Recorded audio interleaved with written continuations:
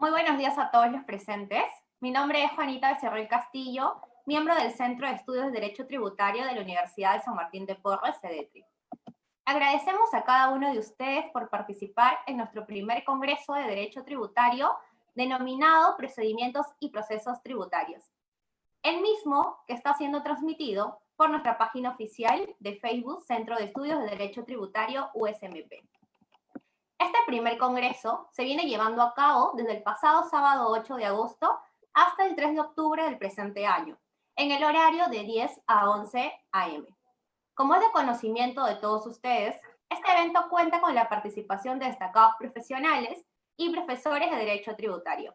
En esta oportunidad, tenemos el honor de contar con la participación del doctor Jaime Scrivens Olaechea, quien es abogado por la Pontificia Universidad Católica del Perú, especializado en Derecho Tributario y Derecho Administrativo. Cuenta con un posgrado de tributación por la Universidad de Lima. Socio del área tributaria en Scrivens, Valdivieso, Vega Sawyer y Guerra Abogados. Con amplia experiencia en consultoría tributaria y en procedimientos contenciosos tributarios y administrativos.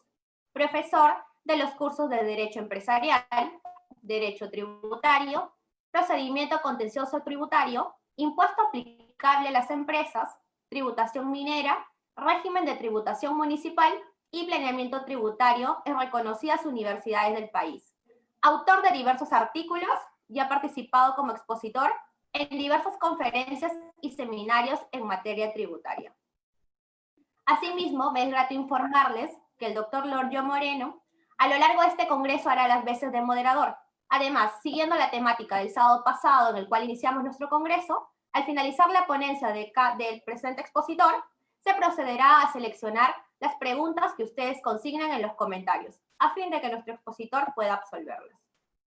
Del mismo modo, nos es muy grato informarles que nuestra revista Tributum CEDETRI, en la cual se está abordando el tema de procedimiento de fiscalización tributaria, muy pronto será publicada en nuestras redes sociales, donde podrán acceder de manera gratuita al contenido de la misma.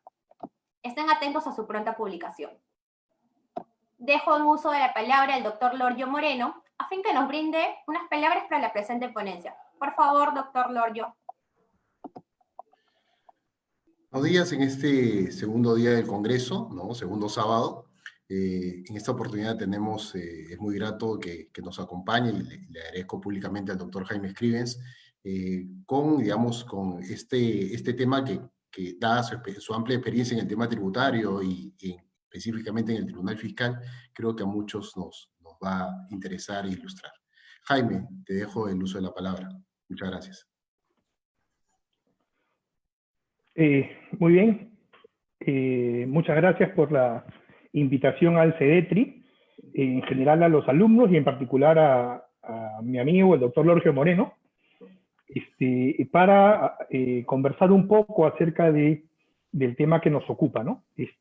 Voy a compartir pantalla para empezar la exposición. A ver, vamos a ver.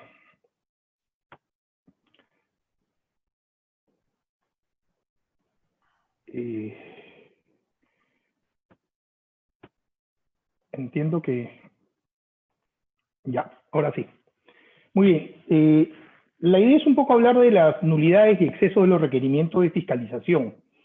En realidad, yo diseñando y pensando un poco en esta exposición, que espero que ayude a los asistentes, no puedo dejar pues de iniciar una exposición sobre las nulidades sin antes hacer una exposición conceptual de lo que es el derecho administrativo y lo que son los procedimientos, porque los requerimientos de fiscalización en el título están vinculados a procedimientos tributarios y las nulidades están vinculadas a la carencia de algunos requisitos de validez de los actos administrativos, en este caso de los actos administrativos tributarios.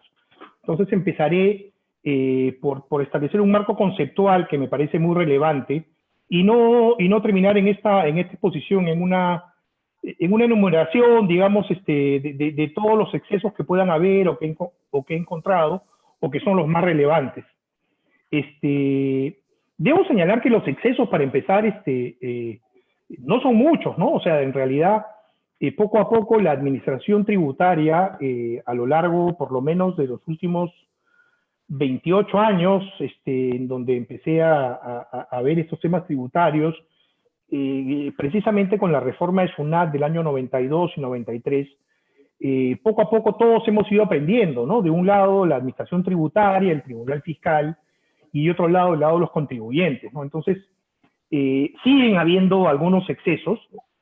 Ya la propia jurisprudencia, la legislación, y en general las instituciones han ido superando estos excesos y aminorándolos, ¿no? No quiero dejar de mencionar que sí existen, pero no como era pues hace 25 o 20 años, ¿no? El propio derecho administrativo ha ido avanzando, ¿no?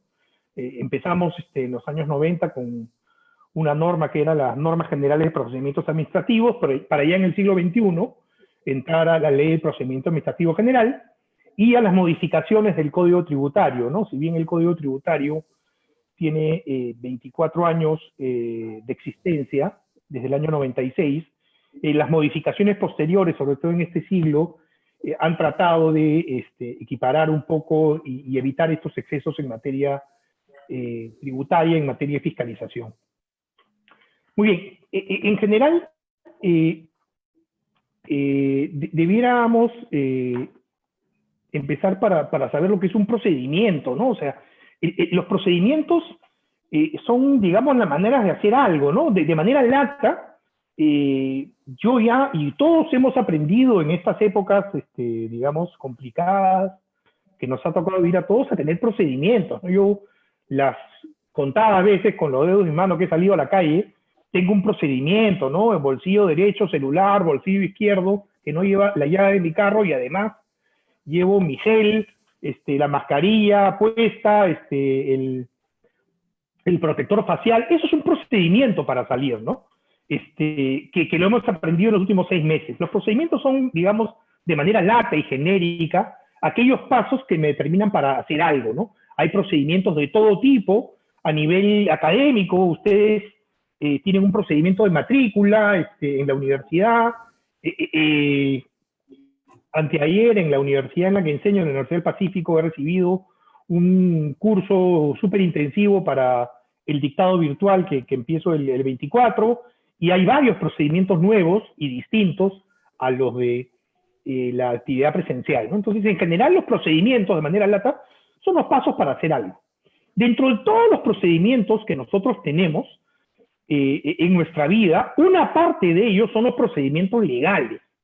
Y esos procedimientos legales, digamos, están asignados por una ley general, que es la Ley del Procedimiento Administrativo General, valga la redundancia, 27444, que rigen los procedimientos administrativos. Una pequeña parte de todos los procedimientos en general, que son los legales, están asignados en esa ley general, y dependiendo del área del derecho, los procedimientos pueden ser particulares, y en el ámbito que nos ocupa, enfocando más en la exposición, los procedimientos tributarios, ¿no? Los procedimientos tributarios están reservados básicamente a la relación que tienen los sujetos pasivos, que pueden ser los contribuyentes, los responsables. Ahí tengo una divergencia con el Código Tributario, porque hasta los terceros pueden ser sujetos pasivos, pero bueno, en general de todos los administrados, digamos, hacia la administración tributaria. Y de acuerdo con la Ley del Procedimiento Administrativo General, se entiende por procedimiento administrativo al conjunto de actos y diligencias tramitados en las entidades conducentes a la emisión de un producto, ¿no? Este producto se llama el acto administrativo, que produzca efectos jurídicos individuales o individualizables sobre intereses, obligaciones o derechos de los administrados.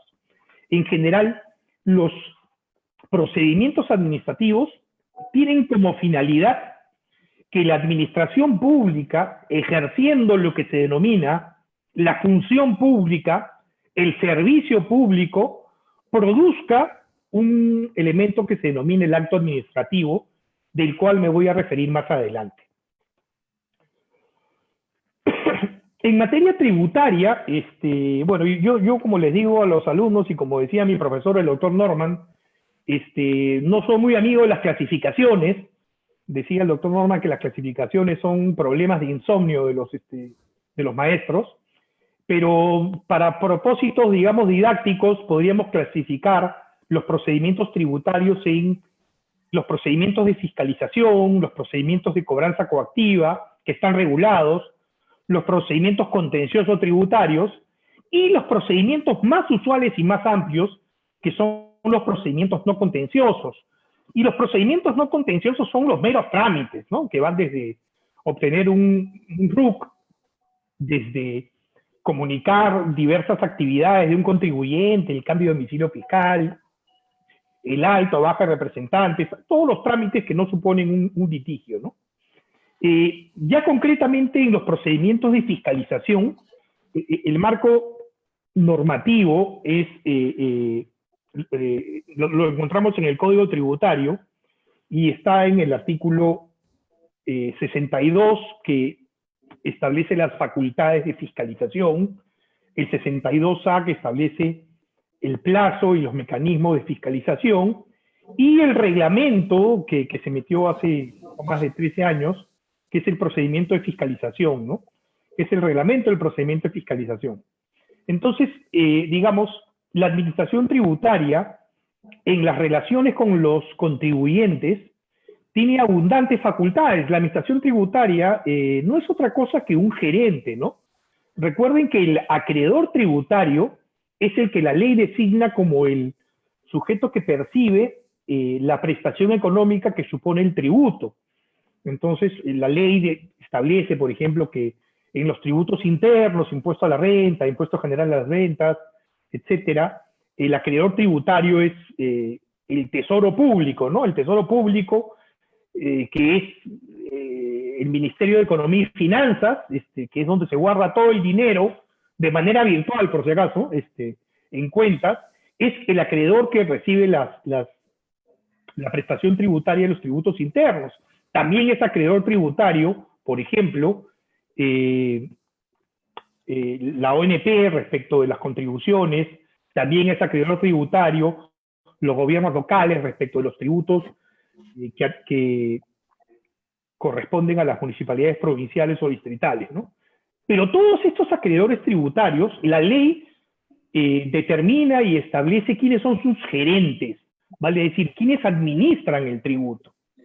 Entonces, de manera coloquial, yo no podría entender, pues, si lo trasladamos el tema a una empresa, a un gerente de una empresa, de una sociedad, de una tienda, de una persona jurídica que no tenga facultades, ¿no? O sea, no es entendible un gerente que no tenga facultad de representación, que no tenga facultad de dirección, que no pueda contratar, que no pueda abrir cuentas bancarias, que no pueda contratar empleados, despedir empleados.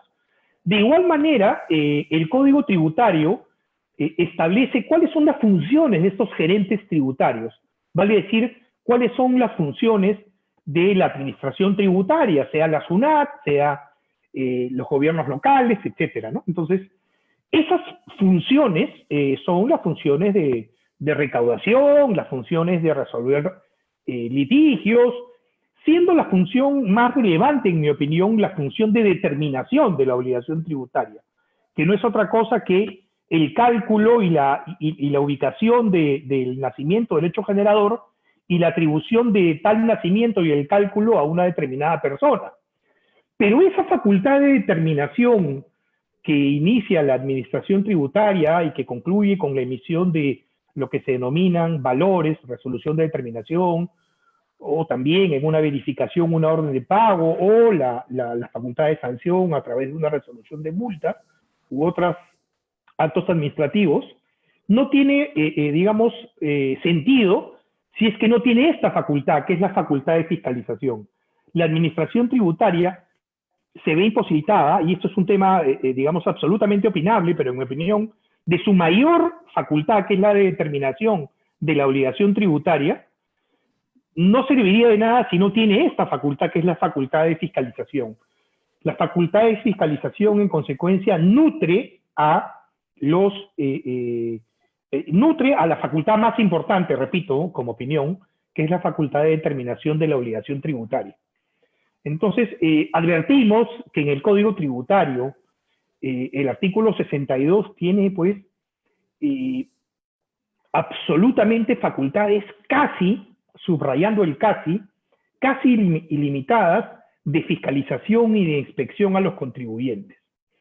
Y ese casi está delimitado no solamente por el principio de legalidad que ilumina, pues que irradia al derecho tributario también, en el sentido de que solamente tiene las facultades establecidas en el artículo 62, sino que tiene otra limitación adicional, que la veremos más adelante, que son las limitaciones constitucionales, ¿no? Las limitaciones constitucionales que no solamente, en mi opinión, están contenidas en el artículo 74, vale decir, los límites al poder tributario, sino también están establecidos en el artículo 2, ¿no? Que son los derechos fundamentales de las personas, y en otros artículos de la Constitución. Pero digamos, a veces los excesos en la facultad de fiscalización generan que los órganos que revisen sean la propia SUNAT, el Tribunal Fiscal en sede administrativa, o el Poder Judicial, o incluso el Tribunal Constitucional, detecten estos excesos y establezcan que, digamos, algunos elementos de validez del acto administrativo que surgieron como consecuencia de la fiscalización sean nulos, ¿no? Entonces, ese es el marco general de los procedimientos tributarios. ¿Qué incluye la facultad de fiscalización, ¿no? Básicamente, la inspección y la investigación. No es mi intención glosar pues las 6 páginas que tiene el Código Tributario, por lo menos en la edición impresa que tengo, de todas las facultades de fiscalización previstas en el artículo 62, pero básicamente tiene como finalidad el control del cumplimiento de obligaciones tributarias, ¿no? No solamente a los contribuyentes, sino a aquellos que estuviesen exonerados, sin afectos, o con beneficios tributarios, incluso a los que sufren una baja de inscripción, ¿no? Y este procedimiento de fiscalización, reitero, cuyo producto final terminará siendo un acto administrativo en el que la administración tributaria exponga su facultad estrella o su facultad estelar, que es la determinación de la obligación, pueda terminar en una fiscalización definitiva, en una fiscalización parcial o en una fiscalización parcial electrónica, ¿no? De hecho, y si bien no es tema de esta exposición, pero un tema pendiente en estos tiempos será, digamos, regular algún tipo de fiscalización definitiva electrónica, ¿no? En donde por estos tiempos de pandemia y de distanciamiento social y de trabajo remoto de los dos lados, de la administración pública y de los particulares, se hace necesario un cambio, digamos, o una modificación o un cambio transitorio en materia de fiscalización, ¿no? Y eso es relevante porque, digamos, los ingentes recursos que el Estado ha gastado, bien o mal, eso es un tema ya que escapa al derecho en esta pandemia, provienen precisamente del cumplimiento tributario y de la fiscalización tributaria traducida en una determinación de tributos hacia los contribuyentes. La recaudación tributaria ha sido el pilar que nos ha agarrado, digamos, en esta pandemia con recursos muy importantes, a diferencia de otros países, para afrontar esta crisis, ¿no? Al margen de que hayan sido bien o mal gastados. Entonces, para más adelante, yo estoy seguro que la administración tributaria, digamos, pasado septiembre, cuando culmine este acogimiento al fraccionamiento especial que ha expedido en el mes de mayo, yo creo que va a utilizar esa facultad de fiscalización y determinación pues de manera recurrente, ¿no? Hacia los contribuyentes, pero esa facultad debiera ser virtual, ¿no? Y para eso se tiene que regular los procedimientos. Bueno, mención aparte de esta pequeña digresión, esta facultad de fiscalización, digamos, como ya les comenté, trae como consecuencia la emisión del acto estrella de la facultad de la administración, que es la resolución de determinación, que no es otra cosa que el acto mediante el cual la administración pone en conocimiento del deudor, digamos, los resultados es la fiscalización y establece la existencia de crédito tributario, muy pocas veces, o de deuda tributaria, casi la totalidad de las veces, ¿no? También tiene una facultad para sancionar y a través de una fiscalización puede emitir una resolución de multa, o en una verificación una orden de pago, o también operativos de sanción que generan actos administrativos vinculados a la sanción de comiso, de cierre, de internamiento temporal, etcétera, ¿no? Todos los que están en la parte derecha del cuadro no son otra cosa que actos administrativos, ¿no? Y acá, digamos, tenemos que regresar o tenemos que llegar a la definición establecida en el Código Tributario de lo que es un acto administrativo. Lamentablemente, nuestro Código Tributario no define lo que es un acto administrativo. Sin embargo, el derecho tributario tiene una vocación, como lo llamaba un profesor de la universidad, totalizante, ¿no? ¿A qué me refiero con una vocación totalizante? Todo lo que debas aplicar en el derecho tributario debe estar normado en las propias normas tributarias. Entonces, para tal efecto, la norma 9 del título preliminar del Código Tributario establece este principio totalizante en el sentido de que, leyendo lo contrario, solamente debiéramos revisar las normas tributarias para utilizar y aplicar el derecho tributario. Tanto es así que lo que establece la norma 9 del título preliminar del Código Tributario es este principio totalizante, ¿no? Pero lo hace de manera inversa y establece que en lo no previsto por este código, o sea, primero mira el Código Tributario, o en otras normas tributarias, ley del impuesto predial, ley del impuesto general a las ventas, la ley de los tributos, podrán aplicarse normas distintas a las tributarias siempre que no se les opongan ni las desnaturalicen. Entonces, hay una prelación. Primero, solamente normas tributarias. En segundo rango, otras normas que no sean tributarias, pero que no se les opongan ni desnaturalicen. Y supletoriamente se aplicarán los principios del derecho tributario que están básicamente en la doctrina tributaria o que están establecidos en jurisprudencia. Supletoriamente en los principios del derecho administrativo que, a Dios gracias, están contenidos en la Ley de Procedimientos Administrativos Generales, en su título preliminar, y finalmente los principios generales del derecho, ¿no? Los principios generales del derecho, como todos sabemos, provienen casi del derecho natural, ¿no? Entonces, habida cuenta que, regresando a la diapositiva anterior, el resultado de las labores de fiscalización trae como consecuencia la emisión de actos administrativos, como son los señalados en la parte derecha del cuadro, deberemos establecer primero si es que estos, ¿qué son los actos administrativos? Como el Código Tributario no define lo que son los actos administrativos, ni ninguna otra norma tributaria, sea que cree tributos, sea que cree regímenes de excepción, establece lo que es un acto administrativo, tenemos que irnos a la ley general del procedimiento administrativo, ¿no?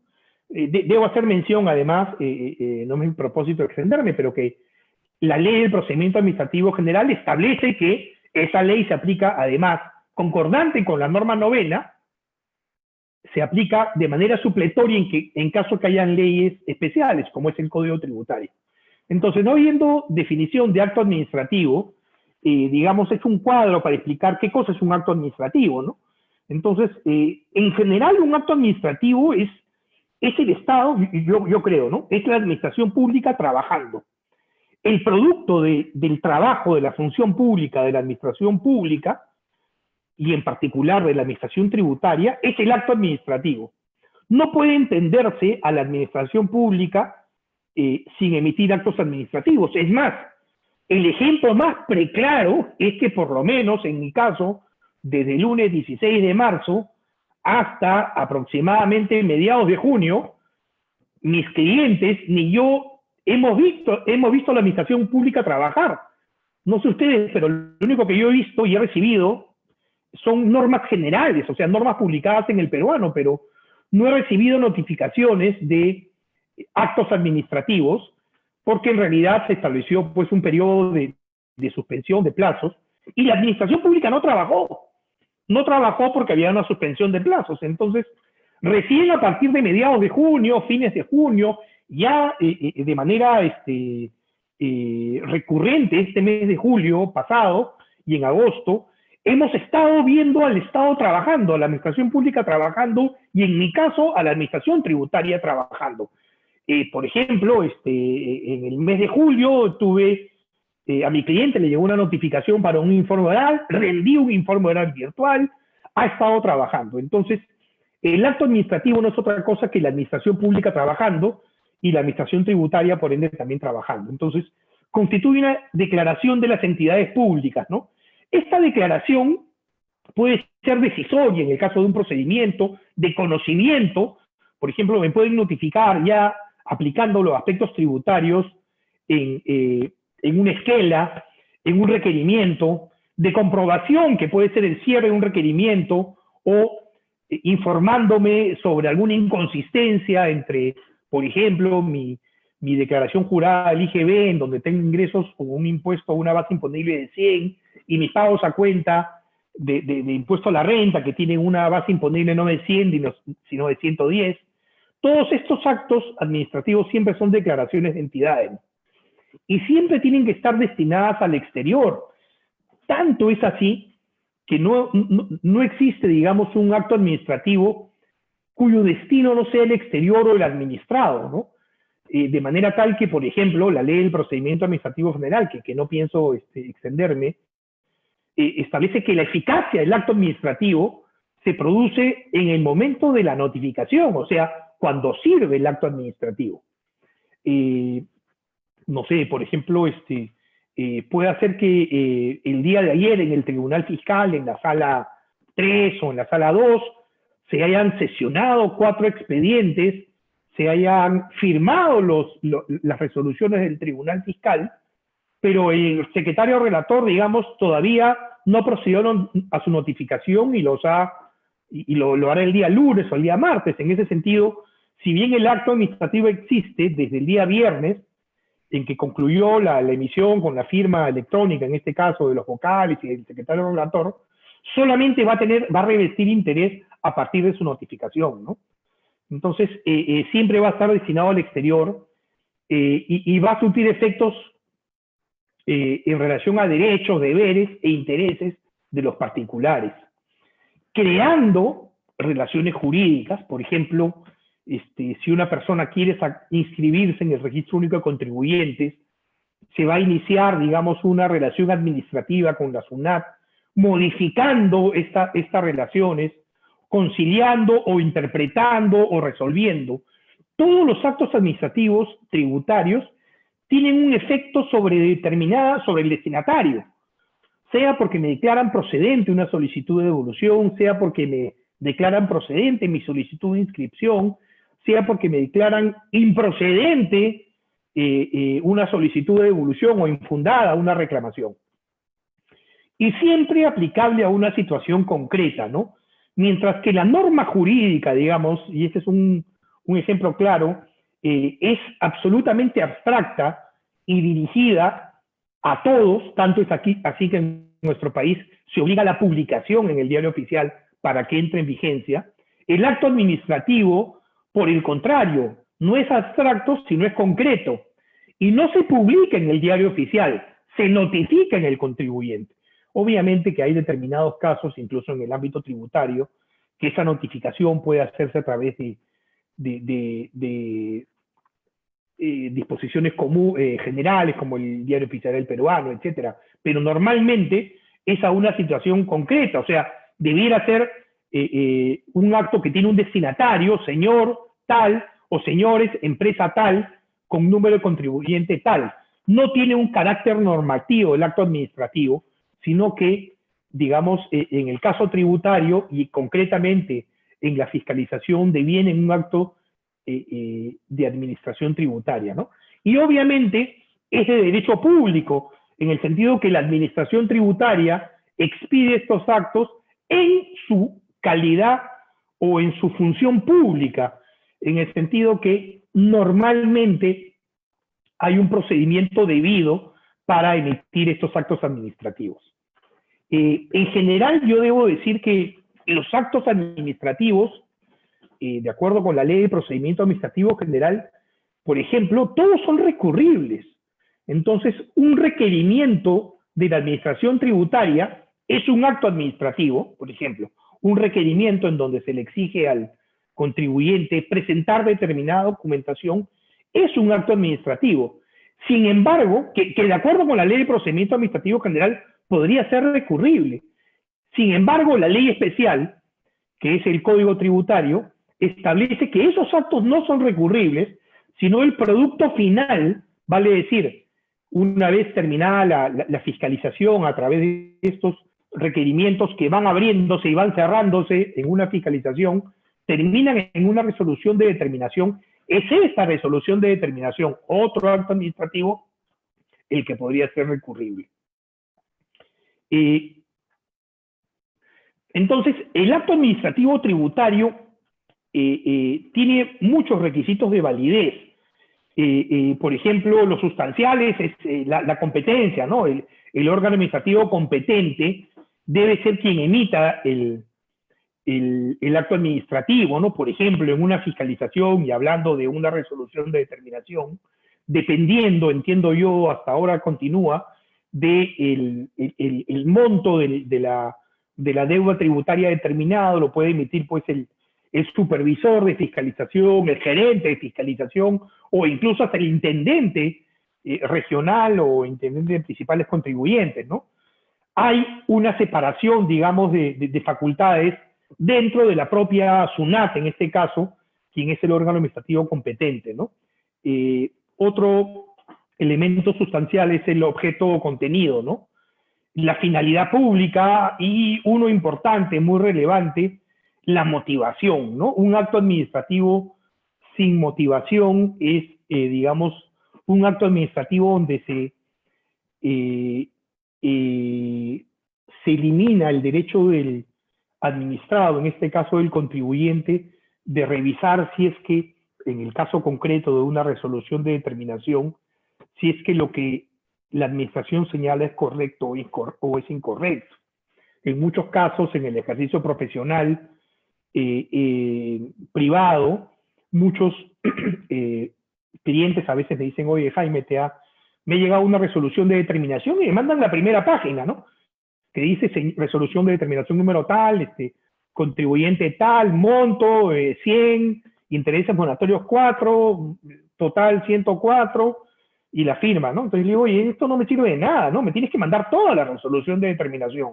¿Por qué? Porque en realidad es un derecho del contribuyente tener una motivación, porque en realidad, valgan verdades, si es que la motivación es correcta y se ajusta de acuerdo a derecho, digamos que el servicio legal que una persona, un usuario del derecho tributario, como un abogado, debe brindarle a su cliente, debiera ser, oye, mira, lo que dice la administración tributaria, y si los hechos son los correctos, está muy bien, y lo único que te puedo aconsejar es a que pagues la deuda de las fracciones.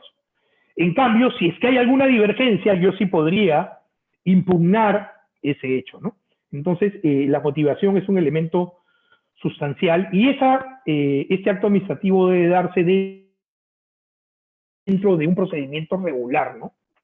Y el elemento formal es que debe constar en el documento preestablecido, ¿no? Una resolución de determinación, una orden de pago, una resolución de multa. En cuanto a los requisitos de validez, miren, el Código Tributario sí establece cuáles son los requisitos de validez que determinarán que sin incumplimiento el acto administrativo devenga en nulo, ¿no? Entonces el artículo 109 establece cuáles son las causales de nulidad, ¿no? La primera, que es evidente, cuando el órgano es incompetente, cuando hay una omisión de cualquier requisito de validez, cuando hay una contravención, perdón, esta es la Ley de Procedimiento Administrativo General, ¿no? Cuando hay una contravención a la Constitución, a las leyes, cuando se establezcan infracciones o aplique sanciones no previstas por ley. Estos son, perdón, las nulidades de acuerdo con la Ley de Procedimiento Administrativo General. Sin embargo, son relevantes, pero si hay en nuestro Código Tributario causales específicas de nulidad, en mi opinión, lo que hay que aplicar en el caso tributario son estas causales de nulidad. de todas maneras, digamos, no están lejos de las causales de nulidad previstas en el artículo 10 de la Ley del Procedimiento Administrativo General. Por ejemplo, el órgano incompetente, ¿no? Por ejemplo, lo que es el derecho penal preterintencional, ¿no? Que es cuando hay infracciones o sanciones no previstas en la ley, ¿no? Que es un principio de legalidad ya en el derecho administrativo sancionador, ¿no? Y hay uno que nunca he entendido, no sé si el doctor Lorgio en algún momento me podría explicar, que es cuando se prescinde totalmente del procedimiento legal establecido, ¿no? Lo que yo no termino de entender hasta ahora es el adverbio totalmente, ¿no? O sea, si prescindo una parte parcialmente del procedimiento legal establecido, ¿no es nulo? ¿O cuando se prescinde totalmente del procedimiento, ¿no? Porque, digamos, el Tribunal Fiscal, la SUNAT misma y el Poder Judicial nunca han discernido cuándo se prescinde totalmente del procedimiento legal establecido o cuándo se prescinde parcialmente, ¿no? Yo tengo una opinión al respecto, ¿no? Que prescindir del procedimiento legal establecido es un término absoluto. No se prescinde parcialmente o totalmente. O se prescinde o no se prescinde del procedimiento legal establecido, ¿no? En la vida, pues, hay cosas que no pueden ser a medias, ¿no? O sea, como le digo a mis alumnos, pues, alguien o una señora está embarazada o no lo está, ¿no? Nadie está parcialmente embarazada, ¿no? Acá igual. O prescinde el procedimiento legal establecido o no prescinde el procedimiento legal establecido. Y otra causal de nulidad es cuando hay una aprobación automática o por silencio administrativo positivo que sea contrario al ordenamiento jurídico, ¿no? Por ejemplo, no sé, por error, yo ya tengo mi RUC sacado hace muchos años y por error voy no sé, a otra provincia y saco otro RUC, ¿no? Y como el RUC es de aprobación automática y la administración tributaria, al momento de emitirme el nuevo RUC, no se ha dado cuenta que ya tenía un RUC, ese acto administrativo que proviene del silencio administrativo positivo termina siendo nulo porque va al ordenamiento, porque es contrario al ordenamiento jurídico. Vale decir, yo ya tenía un registro único de contribuyentes anterior y en virtud del silencio administrativo positivo no puedo generar un derecho que sea contrario al ordenamiento jurídico, ¿no? Estas son las causales de nulidad de los actos administrativos que debemos seguir siempre, ¿no? Todavía me sigue a mí latiendo esto del tema del procedimiento totalmente, de la prescindencia total del procedimiento, pero bueno, lo veremos adelante y por lo menos en la jurisprudencia que he encontrado y la que he utilizado en mi vida, nunca he visto que digan hay una prescindencia parcial, ¿no? Lo que sí puede haber actos de convalidación del acto administrativo, que es otro tema, pero nunca he visto una prescindencia parcial del procedimiento administrativo. Asimismo, el Código Tributario, con una modificación ya después de este siglo, ha establecido cuáles son las causales de anulabilidad de los actos administrativos tributarios. Vale decir, entiendo yo por anulabilidad, aquellos actos administrativos que siendo nulos carezcan de algún requisito que pueda ser subsanado, ¿no? Lo que se denomina, digamos, en el derecho administrativo, la convalidación de los actos de la administración tributaria, ¿no? De la administración pública y de la administración tributaria. Por ejemplo, cuando ocurra alguna inobservancia de los requisitos del contenido, ¿no? El deudor, un error, el tributo, la base imponible, la tasa, o haya una inobservancia de la jerarquía entre de las dependencias o funcionarios, ¿no? Cuando haya, por ejemplo, la emisión de un órgano incompetente dentro de la misma dependencia o del funcionario de la propia administración pública, ¿no? Son actos en donde se pueden convalidar, ¿no? Y se convalidan hacia adelante. Digamos que siempre existe, creo yo, la vocación en el derecho administrativo, recogida este siglo en el Código Tributario, de conservar el acto administrativo, ¿no? Porque, digamos, yo siempre he entendido, y digamos, por mi experiencia profesional y sobre todo en el Tribunal Fiscal, que dado que la administración pública actúa y genera efectos sobre los particulares, las normas administrativas son muy duras en cuanto a que si hay un procedimiento establecido, la administración pública la administración tributaria en este caso, debe ser rigurosa en establecer todos los requisitos para emitir un acto administrativo, porque no es un acto, digamos, que proviene de la voluntad de las partes, como lo es un acto jurídico en el derecho privado, sino es un acto unilateral que proviene de la administración pública y que afecta, para bien, para mal, a un administrado.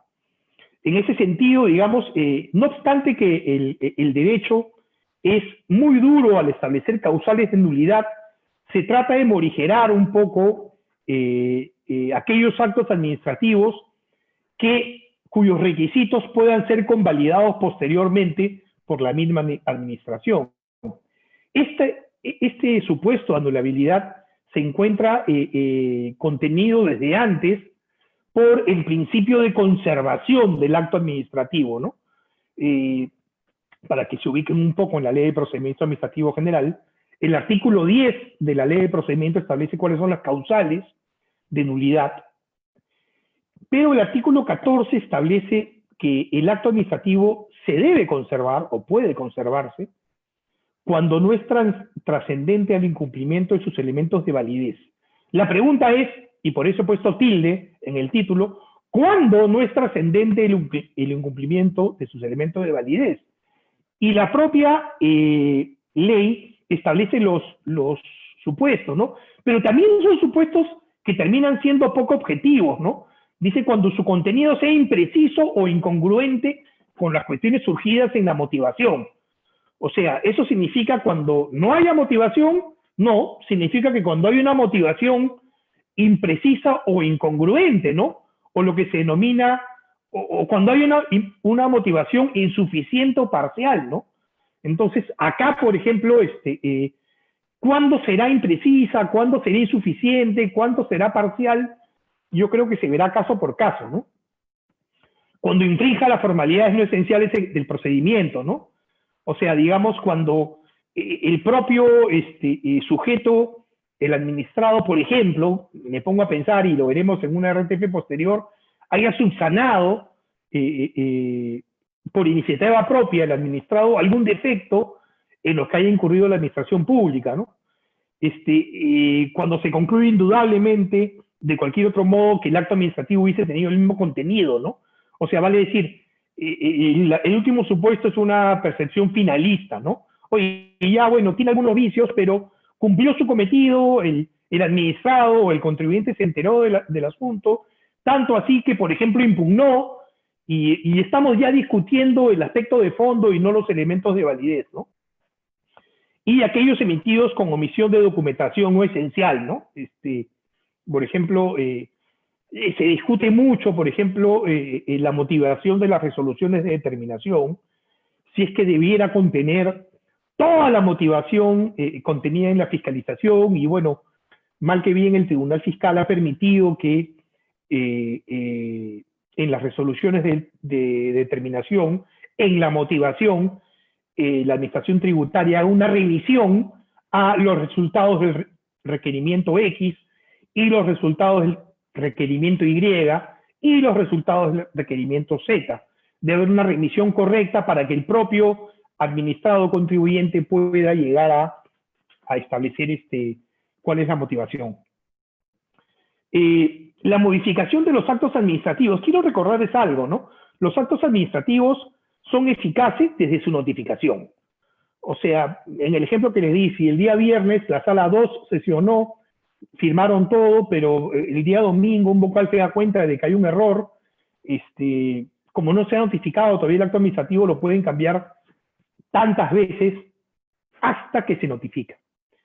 Y el artículo 108 del Código Tributario establece que, aún después de la notificación, la Administración Tributaria podrá revocar, modificar, sustituir o complementar un acto administrativo después de su notificación. Miren, una excepción. Salvo, digamos, la única excepción es cuando hay una facultad de reexamen, un procedimiento contencioso. Pero después de su notificación, únicamente puede modificar el acto administrativo. Léase, por ejemplo, la resolución de determinación, la orden de pago o la resolución de multa, cuando se verifican los supuestos previstos en el artículo 108, ¿no? Cuando hay errores materiales o numéricos, cuando hay un ocultamiento de información, etcétera, ¿no? Y acá quiero citar al profesor Giannacone, que se nos adelantó y que, bueno, lo conocí más como funcionario de la SUNAT, y que sirva esta nota para darle un homenaje a Felipe. En su libro Comentarios al Código Tributario, que ya va a cumplir 20 años, Felipe señala, y lo quiero poner en presente, puesto que su obra todavía sigue vigente: una vez notificado el acto de la administración tributaria, dice Felipe, inmediatamente el principio de irrevisibilidad o intangibilidad de los actos administrativos a instancia de la misma administración exige ser aplicado. Sin embargo, se permite que por razones justificadas el legislador pueda establecer excepciones a dicho principio. ¿A qué se está refiriendo el profesor Giannacone? A que el 108 es la única excepción. Pero una vez que la administración tributaria, y ahí quiero ir al punto, notifica un acto administrativo, una resolución de determinación, ya terminó su trabajo. En ese caso, digamos, notifica y chao, ya no hay nada que hacer con ese acto administrativo. Y ese acto administrativo se mantendrá válido, porque hay un principio evidente que espero que ustedes, que entiendo que ustedes conocen, que es el principio de la presunción de validez de los actos administrativos. El acto administrativo va a ser válido a menos que sea impugnado por el contribuyente en este caso, o sea modificado de acuerdo al 108. Pero ya la administración tributaria no tiene nada que hacer, se dedicará a emitir otros actos administrativos, pero ya lo notificó, ya acabó su trabajo. Tanto es así que si es que el contribuyente decide impugnar, la propia área de determinación de tributos, que es el área de fiscalización, ya no ve el tema, lo verá otra área, que es el área de reclamos, y si el reclamo es infundado, lo vendrá otro estamento, que es el Tribunal Fiscal, y si el Tribunal Fiscal declara infundada la apelación, lo verá el Poder Judicial, pero ya en realidad el emisor del acto administrativo, quien pudo incurrir en las nulidades en la fiscalización, se desentiende del asunto con la mera notificación. Y acá hay algunos vicios de nulidad de los requerimientos, ¿no? He hecho alguna enumeración que los voy a desarrollar en los siguientes minutos que me quedan sobre los vicios de nulidad. Por ejemplo, ¿no? Encontré una resolución del Tribunal Constitucional vinculado a una fiscalización en donde se vulneraba el derecho a la intimidad personal, ¿no? Entonces, ¿qué dice el Tribunal Constitucional? Y he glosado algunos aspectos relevantes, ¿no? Que los principios constitucionales son el límite al ejercicio de la potestad tributaria, y algo relevante, son garantías de las personas frente a esa potestad, ¿no? O sea, los contribuyentes tenemos las garantías, que son los límites en el artículo 74, son para el contribuyente una garantía a esa potestad tributaria. En el caso concreto, la administración tributaria sí estaba facultada a solicitar todos los gastos personales del contribuyente, cuentas bancarias, viajes al exterior, etcétera, ¿no? Sin embargo, y acá es el punto relevante, en cuanto al requerimiento para identificar a la persona con la que supuestamente podría haber viajado el demandante, parece el tribunal lo considera desproporcionado, lo considera excesivo, ¿no? O sea, ¿qué importa con quién viajé? Lo importante es si el gasto o el incremento patrimonial, en este caso, estaba vinculado o no a una presunción. Entonces, lo que dice el Tribunal Constitucional, y acá entiendo que hubo una acción de amparo, es que este requerimiento para ver con quién viajó es desproporcionado, excesivo, en la medida que no aporta datos relevantes para determinar el desbalance patrimonial del contribuyente. Salvo que dicha persona sea dependiente económicamente de pero no se había aprobado en el caso. Entonces, más o menos que la administración tributaria, a juicio del Tribunal Constitucional, hubo un exceso o una vulneración a la intimidad personal, ¿no? Y poco a poco el Tribunal Constitucional y el Poder Judicial tendrán que ir delimitando qué cosa es la intimidad personal, ¿no? O sea, yo he tenido casos que no están en resoluciones del Tribunal Fiscal, por ejemplo, y eso lo comento muy a menudo, en mi ejercicio profesional privado, en donde la administración tributaria, por ejemplo, fiscalizaba a un médico, ¿no? A un médico que se dedicaba precisamente a realizar actos médicos, operaciones sin ánimo de ser infidente, de cirugía estética, ¿no? En donde obviamente en muchos casos había una presunción, según la administración tributaria, de evasión tributaria. Entonces la administración tributaria le pidió el libro de operaciones, que es un libro al que están obligados todos los centros médicos de llevar. Y el contribuyente me dijo, ¿lo presento, no lo presento? Yo la verdad que, viendo el artículo 62, le dije, bueno, sí estás obligado a hacerlo, ¿no? Hasta que un constitucionalista amigo mío que estaba en esa reunión, en el estudio, dijo, no, hay un derecho a la intimidad personal prevista en la Ley General de Salud y en la Constitución, que es la identidad de los actos médicos, incluso que lo vemos ahora, ¿no? Nadie está permitido decir quiénes son los contagiados de la COVID, ¿no? Entonces, nosotros respondimos a ese requerimiento, le dijimos a la administración tributaria que no podíamos entregar el libro de operaciones porque se encontraba bajo la protección, el manto de la intimidad personal y de los actos médicos previstos en la Constitución y en la Ley General de Salud. Y la administración tributaria dijo que está bien. Igual, de otra manera, lo fiscalizó a este contribuyente y con éxito, después me enteré, porque le hizo una fiscalización sobre incremento patrimonial no declarado, ¿no? Pero digamos, por la vía del libro de operaciones no pudo entrar en virtud de este derecho a la intimidad personal, que digamos que es un derecho que el Tribunal Constitucional tendrá que delimitar, ¿no? Hay también algunas nulidades de requerimientos, ¿no? Por ejemplo, cuando no ha sido, o sea, no resulta válido lo señalado en el resultado de un requerimiento respecto de una presentación que no ha sido requerida antes, ¿no? Lo cual es evidente, ¿no? Una resolución de los años 90, ¿no? Igual, cuando no se establece en qué plazo debe presentar el contribuyente la documentación, ¿no? Entonces el Tribunal Fiscal declaró nulo el requerimiento porque no se consigna la fecha en que la recurrente debía cumplir con exhibir los documentos, sino decía solamente exhibe, ¿no? Eso poco a poco ha ido madurando, ¿no?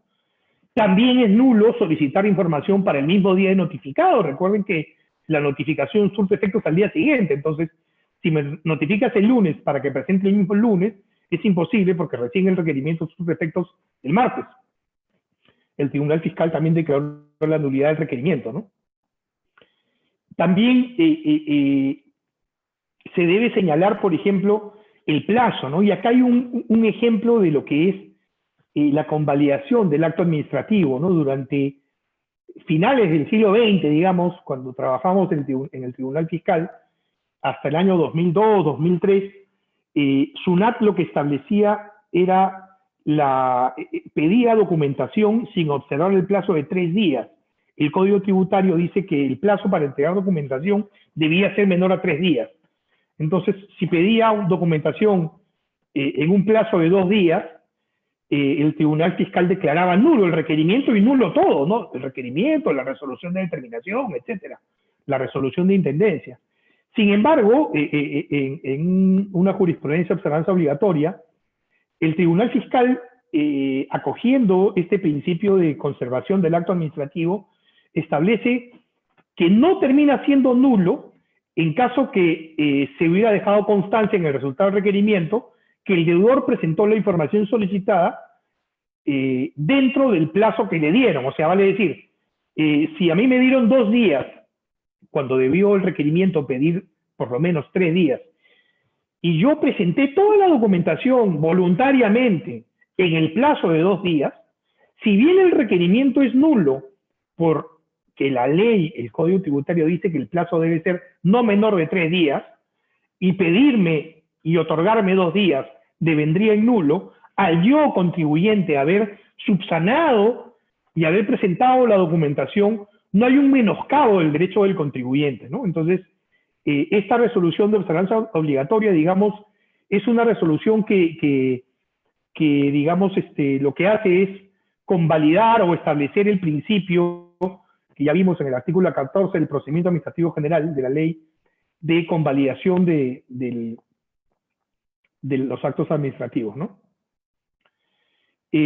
Otra jurisprudencia que, vinculada a la nulidad del requerimiento, emitido y cerrado en la misma fecha, ¿no? O sea, tampoco, ¿no? Porque el artículo 106, como ya les comenté, dice que los requerimientos o los actos administrativos en materia tributaria surten efecto al día siguiente, ¿no? Y si el requerimiento no ha sido firmado por el contador o el funcionario, debe consignarse cuál ha sido el motivo para ello, o al menos la negativa a firmar de la persona que lo recibió, ¿no? Ahora, ¿cuál es el efecto de la nulidad del acto administrativo, no? Y esto, digamos, está en la Ley de Procedimiento Administrativo General, no está en el Código Tributario, pero el efecto de la Ley de Procedimiento Administrativo General establece que, digamos, o lo que yo considero es que constituye la contrapartida al principio de presunción de validez. Eso significa que al detectarse un incumplimiento de un requisito de validez esencial, anotaría yo, el derecho desconoce sus efectos, ¿no? Vale decir, el derecho asume que todos los actos administrativos son válidos, de manera tal que así sean nulos o tengan alguna nulidad, esa debe ser declarada en sede administrativa o en sede judicial. Yo como contribuyente no puedo asumir o no puedo declarar la nulidad, necesito a la administración pública o al Poder Judicial o al TC para que declare esa nulidad. Pero justamente al decir declarar es que tiene un efecto en el que esa nulidad se retrotrae al momento de la emisión. Tiene un efecto declarativo. Vale decir, el derecho o la gran ficción del derecho es la nulidad. Por más que el acto administrativo existió, si se declara su nulidad, el sistema jurídico lo que dice es no. Si el acto administrativo no está completo y carece de un requisito de validez, lo siento, no existió nunca. Es una ficción del derecho. Oye, pero ¿cómo que no existió nunca? Si es que me notificaron, contraté un abogado, reclamé, la administración tributaria emitió otro acto administrativo y después de 2 años se declara la nulidad, que no existió nada. No, no existió nada. Si es que tienen relación, por ejemplo, un requerimiento, una relación intrínseca, total, con la resolución de determinación, y la resolución de determinación es reclamada y es apelada y el Tribunal Fiscal lo declara nulo, todos los actos terminan siendo nulos, no existieron, no hubo acto administrativo. Entonces, y lo he puesto como pregunta, ¿no? ¿Se desconocen todos sus efectos? Yo creo que sí, se deben desconocer todos sus efectos. Ahí hay una divergencia con el Tribunal Fiscal, ¿no? Voy a avanzar un poco más rápido. Esta es la resolución de observancia obligatoria, los textos, pero voy a ponerme en el caso de esta resolución de observancia obligatoria, ¿no? Estaban fiscalizando el año 97, el contribuyente presenta su declaración en marzo del 98, este es un caso en donde presenta su declaración jurada, el 1 de enero del 99, como dice el artículo 43 y 44 del Código Tributario, se inicia el plazo de prescripción y dentro del periodo de prescripción, la Administración Tributaria le emite al contribuyente una resolución de multa o una resolución de determinación, lo que fuera. Esa resolución de multa es reclamada en el año 99, es apelada en el año 2000, y en el año 2002 el Tribunal Fiscal declara la nulidad de la resolución de multa el 22 de noviembre. Y el 19 de diciembre del 2003 se emite una nueva resolución de multa. Entonces, el contribuyente que impugna dice, oye, la Administración Tributaria, desde el 1 de enero del 99, respecto de las infracciones que pude cometer en el año 97, 98, tenía 4 años para determinarme la sanción. Todo el 99, todo el 2000, todo el 2001, todo el 2002. Pero ejerció esa facultad en el año 99. Entonces, cuando el Tribunal Fiscal declara nula la resolución de multa, todavía el término prescriptorio no había prescrito, faltaban pocos meses. En cambio, cuando la administración emite la nueva resolución de multa, ya emite la resolución de multa cuando ya había prescrito. Entonces, ¿qué dice el Tribunal Fiscal? El Tribunal Fiscal dice que si bien la resolución de multa, la inicial, ha sido declarada nula, la reclamación suspende el término prescriptorio. Entonces, lo que dice el Tribunal Fiscal, en pocas palabras, es que ante esta pregunta que yo he hecho, que si un acto administrativo es nulo, se desconocen todos sus efectos, la respuesta, para propósito de esta resolución de observancia obligatoria del Tribunal Fiscal es, sí, se desconocen todos sus efectos menos uno, que suspende la prescripción. Entonces, el precedente de observancia obligatoria es el que señala que la notificación de una resolución de determinación que es declarada nula no interrumpe el plazo de prescripción, de acuerdo. Sin embargo, dice el Tribunal Fiscal como precedente de observancia obligatoria, se suspende el plazo prescriptorio de las acciones de administración tributaria para determinar la deuda tributaria.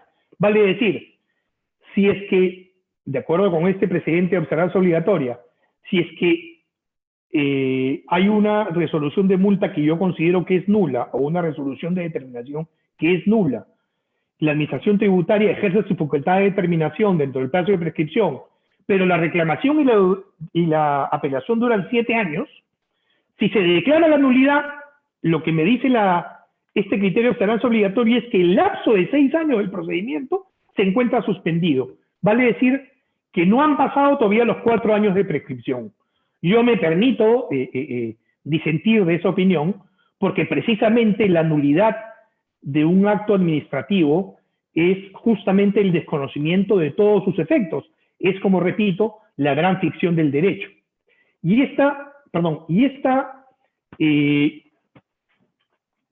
Este criterio de observancia fue, es más, recogido por la legislación en el año 2009 y modificado en el año 2016. Y dice lo mismo, ¿no? Para efectos de lo establecido en el presente artículo, que habla de la suspensión de la prescripción, la suspensión que opera durante la tramitación del procedimiento contencioso tributario o la demanda contencioso administrativa, en tanto se dé dentro del plazo de prescripción, no es afectada por la declaración de nulidad de los actos de la administración o del procedimiento llevado a cabo. O sea, así demore 10 años, esa nulidad no se ve afectada, la prescripción no se ve afectada por la nulidad, vale decir, sigue suspendido el término prescriptorio.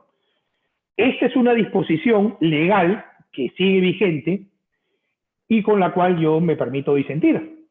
Posteriormente, digamos, modificó el tema y ya no es durante todo el procedimiento, sino dijeron, oye, está bien, se suspende durante el plazo que tiene la administración tributaria para resolver, 9 meses en el caso de reclamación y 1 año en el caso de la apelación. Pero igual, en realidad, si es declarado nulo el valor, la resolución de determinación, y ya se pasaron los 4 años que tenía la administración para determinar la obligación tributaria, en mi opinión, ha prescrito. Y esta opinión ha sido felizmente recogida en esta casación que encontré del año 2018, es la casación 8340-2015, ¿no? Y voy a leer solamente el recuadro por cuestión de tiempo. La sala ha fallado en el sentido en que al haber declarado a la SUNAT la nulidad de los valores, estos no pueden ser empleados como fundamento para suspender la prescripción. Asimismo, las actuaciones dictadas durante la tramitación del recurso de reclamación tampoco pueden suspender dicho plazo. O sea, le da el sentido, en mi opinión, esta casación, correcto a los efectos de la nulidad. Entonces, la nulidad, de acuerdo con esta casación, digamos, recoge el principio de que previsto en la Ley de Procedimiento Administrativo General y previsto en la doctrina y previsto como contrapartida, según señala la doctrina, a la presunción de validez. Si un acto administrativo es nulo, no produce ningún efecto. El acto administrativo podrá ser convalidable, etcétera, pero si es declarado nulo, no hay ningún efecto, menos aún en la suspensión o interrupción de la prescripción. Esta es una resolución muy relevante, porque ciertamente está en estos momentos, digamos, candente otros temas de prescripción de las obligaciones tributarias, pero el fallo me parece relevante en el sentido que realza la finalidad de la nulidad de los actos, ¿no? Igual acá se establece en la RTF del año 2016 la nulidad de los actos administrativos cuando no está debidamente motivado. En este caso, la resolución del año 2016 establece que un requerimiento, la resolución de determinación era nula porque no tenía la motivación suficiente, y al final establece lo previsto en el artículo 13 de la ley del procedimiento, ¿no? Que la nulidad de un acto implica la de los sucesivos actos. Entonces declara nula, como un castillo de naipes, se cae el requerimiento, la resolución de determinación, la resolución de intendencia, ¿no?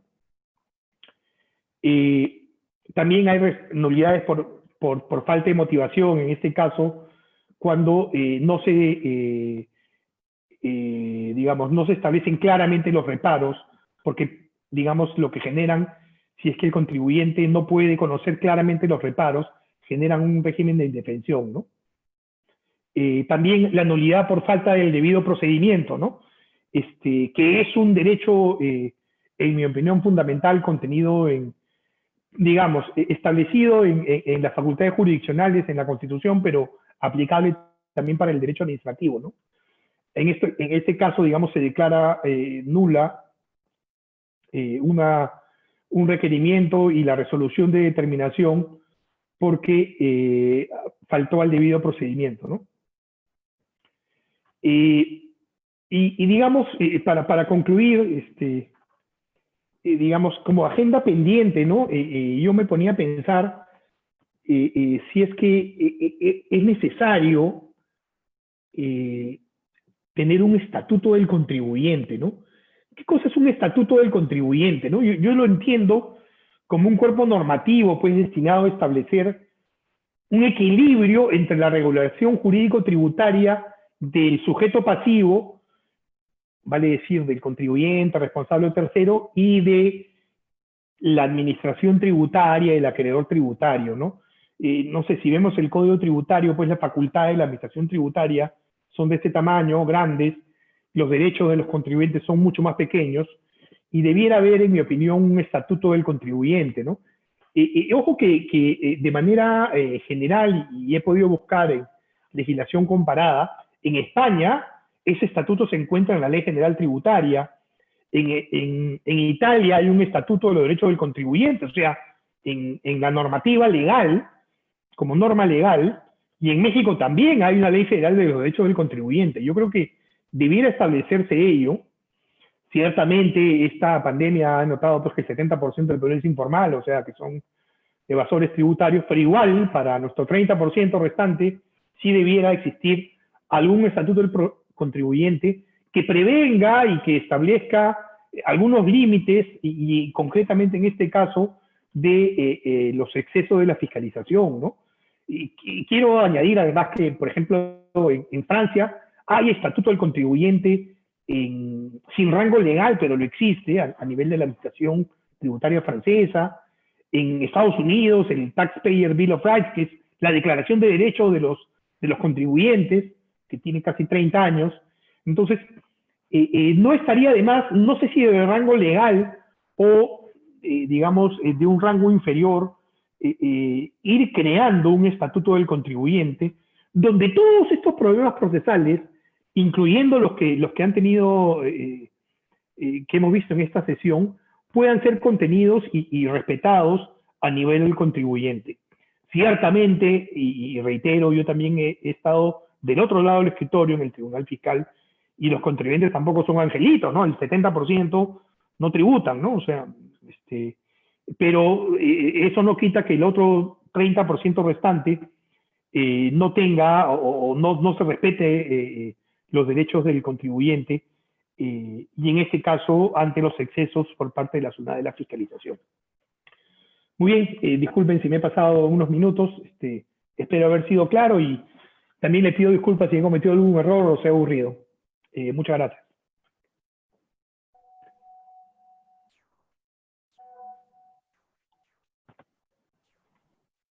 Muchas gracias, Jaime. La verdad, como siempre, muy claro y muy entretenido. Jaime, más bien pasamos a las rondas de preguntas que han hecho los asistentes del Congreso. Tenemos 6 preguntas, ¿no? Vinculadas todas ellas, digamos, a lo que tú has comentado, ¿no? Y creo que aterrizadas a temas muy puntuales y cotidianos que sucede, digamos, el día a día en las fiscalizaciones.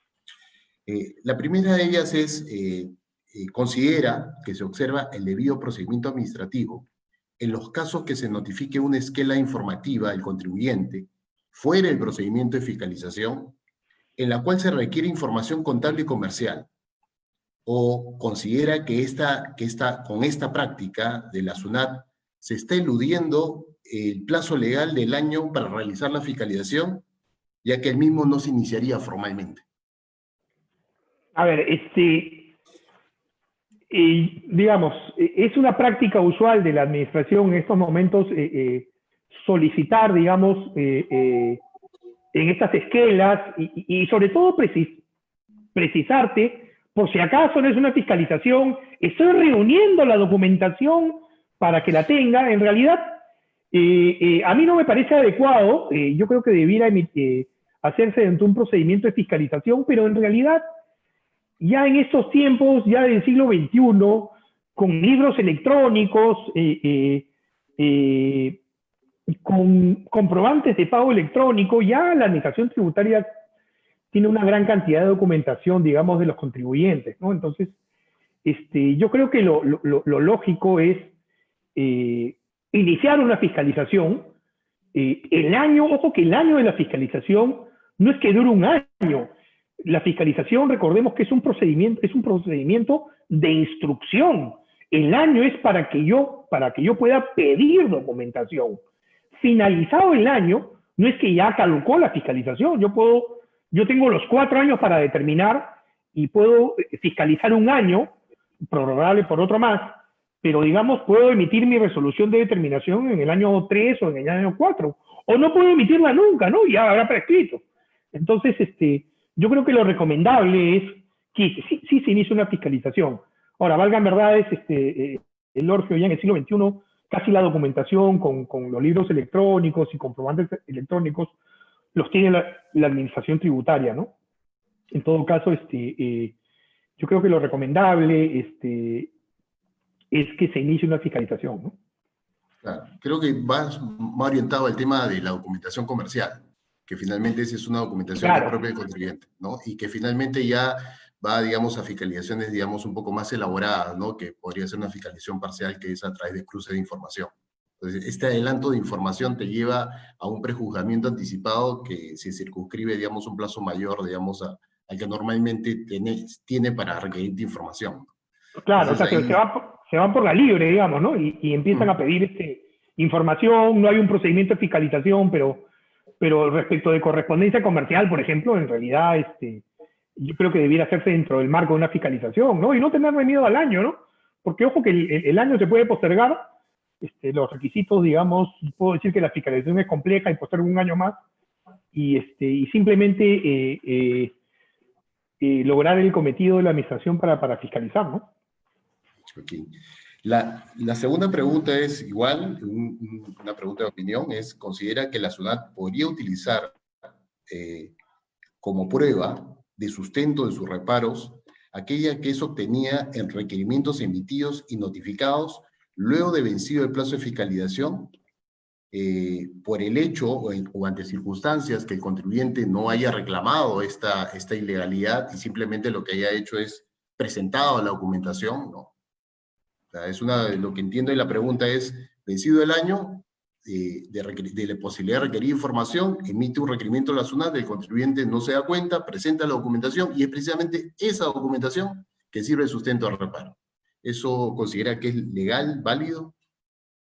A ver, en realidad acá chocan dos principios, ¿no? El principio de preclusión procesal, vale decir que hay estadios determinados en la propia norma, con el principio de verdad material, ¿no? O sea, en rigor, si es que el contribuyente no impugna, convalida la documentación que entrega y digamos, yo creo que no, me parecería, si es que el contribuyente no se opone, me parecería que al entregar la documentación vencido el año, el propio contribuyente ha convalidado esta irregularidad o esta nulidad que se generaría por solicitar información vencido el año, ¿no?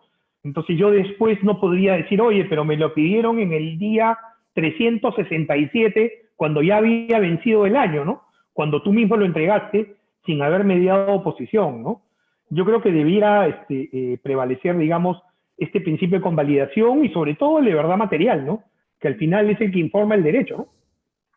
Sí, bueno, es un tema de como todo discutible, ¿no? Porque por otro lado podría ser la prueba ilícita, ¿no? O sea, que finalmente están utilizando una prerrogativa para finalmente llevarte a entregar cierta documentación. Ese Sí. es un tema. La otra pregunta es, y esta es una pregunta muy interesante, porque creo que está ocurriendo, digamos, habitualmente, es parte del presupuesto de justamente lo que explicaste, Jaime, es que de los efectos propios de la nulidad. Pero los efectos propios de la nulidad están pensados bajo una nulidad de carácter total, ¿no? O sea, en el cual se expulsa el ordenamiento jurídico al acto. Pero ¿qué pasa en cuando la nulidad es declarada en forma parcial, ¿no? En el cual el acto es expulsado pero en una parte, ¿no? Una pierna, ¿no? Una pierna, un brazo, utilizando la forma en la cual tan fácil que tú explicas las cosas, ¿no? Entonces, y bajo ese concepto que finalmente lo que se ha expulsado del ordenamiento es el brazo, la pierna del acto y no todo el acto, ¿qué sucede en los casos en el cual el Tribunal Fiscal declara la nulidad parcial de una resolución de determinación, específicamente porque se vulneró el procedimiento de determinación sobre base presunta, y en ese supuesto es posible que la SUNAT inicie una fiscalización complementaria en mérito de esta nulidad, o de igual manera tendría que esta fiscalización complementaria encauzarse en las causales del 108 del Código Tributario? Lo entendido que es una nulidad de carácter parcial y parte del acto está vivo. Correcto. A ver, sí. A mí también me cascabelea en la cabeza la nulidad parcial, ¿no? Yo en mis clases explico pues que el derecho, digamos, así como la mitología griega decía que aquellas personas discapacitadas en Esparta las asesinaban pues tirándolas del monte Taigeto, el derecho expulsa y elimina totalmente a aquellos actos administrativos que tengan alguna discapacidad, ¿no? Entonces me cascabelea en la cabeza estas nulidades parciales.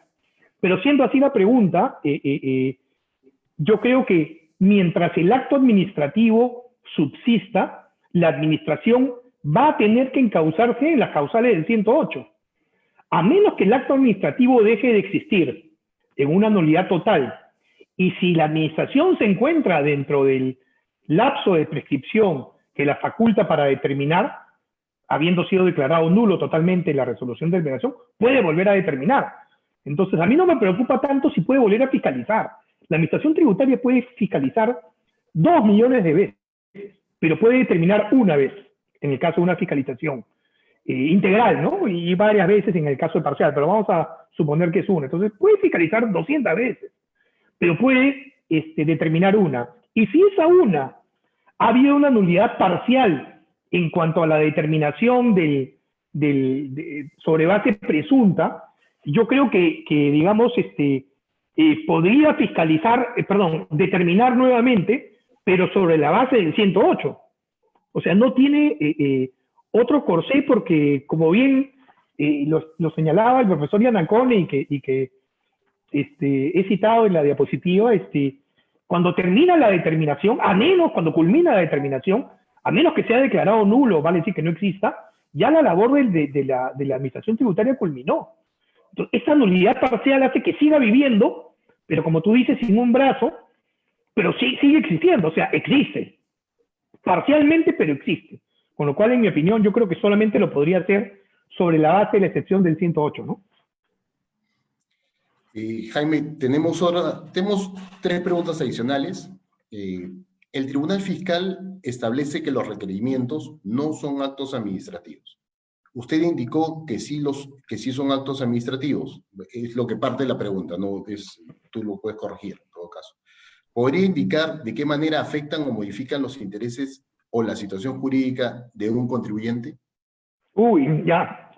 Por ejemplo, la carta de presentación, que es más o menos lo que expresa a los contribuyentes, ¿no? O sea, basta la carta de presentación emitida a, no sé, pues, Estación de Servicios Rengifo S.A., Lima, 15 de agosto del año 2020. Señores, Estación de Servicios Rengifo S.A., tal, por medio de la presente, en aplicación del artículo 62 del Código Tributario, les presento a Juan, Miguel y Martín, trabajadores de la SUNAT, que van a iniciar un procedimiento de fiscalización parcial, elemento a fiscalizar, crédito fiscal, periodo, octubre 2018, septiembre 2019, adjunto el requerimiento. Esa carta de presentación y ese requerimiento son manifestaciones de la administración pública que tienen un destinatario, que son notificados, que crean en la persona, en el destinatario, algún efecto. Y es de derecho público. El efecto es que el contribuyente, el ego, mirará en la base legal, lo empezará a googlear, verá el artículo 62, dice, ajá, me pueden pedir esto, lo otro, o lo brindará un abogado. O sea, yo creo que es un acto administrativo. El hecho que no sea recurrible es porque el Código Tributario, lo que pasa es que el Código Tributario se aparta de la Ley de Procedimiento Administrativo General y genera sus propios procedimientos. En la 27444 hay reconsideración, apelación, y en el Código Tributario hay reclamación y apelación. Y establece cuáles son los actos reclamables. Pero en realidad lo que, digamos, establece el Código Tributario es que solamente el resultado de esa fiscalización podrá impugnarse la resolución de determinación. Y hace poco, o hace algún tiempo, el Tribunal Fiscal, por ejemplo, ha establecido que, como precedente vinculante, entiendo, Lorgio, que las quejas referidas a defectos en fiscalización no son atendibles por el Tribunal Fiscal, sino que hay que esperar que la administración tributaria dé a luz, ¿no? Mire el nacimiento de la resolución de determinación y recién en el procedimiento regular de reclamación solicitar la nulidad de los actos. Pero eso no, en mi opinión, y eso es un tema opinable, eso no quita que los requerimientos sean actos administrativos. Jaime, tenemos otra pregunta adicional. En cuanto a la facultad de reexamen, se puede declarar nulo un acto administrativo.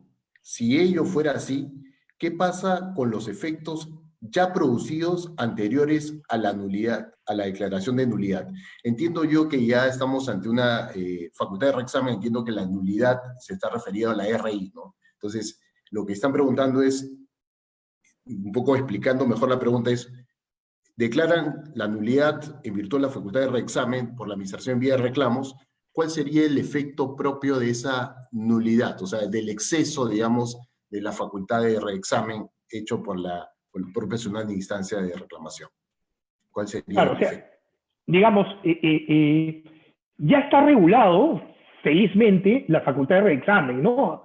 No se sabía la limitación, entonces, digamos que esta facultad de reexamen únicamente hay un procedimiento, digamos, que en pocas palabras permite a la administración de manera, digamos,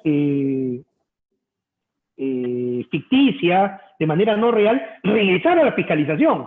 Entonces, si yo voy a reexaminar algo, tengo que decirle, al darle oportunidad al contribuyente, de pedirle nueva información, darle un plazo para que pueda presentar la documentación, exponer sus argumentos. O sea, en la sección reclamo, digamos, se declara por breves instantes como una sección de fiscalización proveyéndome de todos los elementos y los plazos y de todas las herramientas contenidas en una fiscalización, ¿no?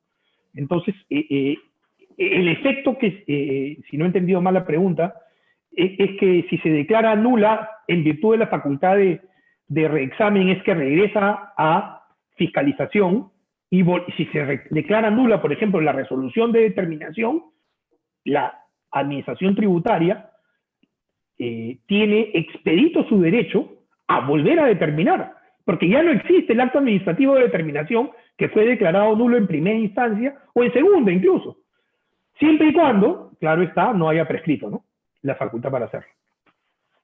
Okay. Y bueno, la última pregunta es, está referida a que si a propósito del COVID, la administración solicita información al contribuyente de los resultados de exámenes realizados a su personal para efectos de acreditar la causalidad del gasto, vulnera el derecho a su intimidad. Creo que se están proyectando, digamos, aquellos supuestos en los cuales los exámenes podrían, a un auditor, digamos, un poco suspicaz, podría decir que estos exámenes no solamente se hacen a los trabajadores, sino también a familiares u otras personas interesadas, y que están pasando como gasto, como gasto, digamos, de la empresa, ¿no? ¿Consideras tú que podría haber algún tipo de vulneración en el procedimiento, este tipo de requerimientos? Sí, bueno, no era mi punto porque en realidad es un tema, en mi opinión, constitucional, tributario ciertamente, pero en el ejemplo que di yo de este médico que era cirujano estético, el constitucionalista del estudio en donde trabajaba fue contundente, me dijo, eso es un derecho a la intimidad. Y ahora estamos viendo que no se pueden revelar los nombres de los contagiados. Sin embargo, habría que verlo en cada caso porque sí existe de parte de la administración tributaria la reserva tributaria. Entonces, esos documentos y esa información gozaría de reserva tributaria, pero la verdad que no tengo una respuesta contundente. Yo creo que sí violentaría la intimidad, pero también me pongo del otro lado, ¿no? O sea, en mi estudio somos, contando todos los trabajadores, no sé, pues 27 personas, y hemos tomado 7.000 pruebas, la verdad que, o 500 pruebas, está claro pues que excede, ¿no? Entonces, yo creo que no hay necesidad de tener la información de las personas para saber si el gasto es desproporcionado en función a los trabajadores. Basta tener el PLAME para saber cuántos trabajadores hay y tener un rango más o menos lógico o proporcional a la cantidad de pruebas que pudo haber tomado, ¿no? Ok. Muchas gracias, Jaime. La verdad que ha sido un gusto tenerte con nosotros y Juanita, creo que cerramos el evento, si fueras tan amable. Muchas gracias nuevamente. Gracias a ti. Claro que sí, doctor Lorio. Muchas gracias, doctor Jaime. Bien, agradecemos al doctor Jaime Scrivens por la brillante ponencia que acaba de compartirnos y esperamos contar con su participación en nuestros próximos eventos académicos. Finalmente, queridos amigos, no se olviden que a través de nuestras redes sociales estaremos compartiendo los requisitos para obtener las presentaciones de nuestros expositores y poder participar en 4 de nuestros conversatorios que son exclusivos para los integrantes del centro, es decir, del CEDETRI. Recordarles también que el próximo sábado contaremos con la ponencia de la doctora Silvia León Pinedo, quien abordará el tema, la facultad de reexamen, declaración de nulidad por parte del Tribunal Fiscal y resoluciones de cumplimiento. Muchas gracias a todos por participar en esta sesión el día de hoy. Los esperamos el próximo sábado. Que tengan un excelente fin de semana. Gracias. Buenos días.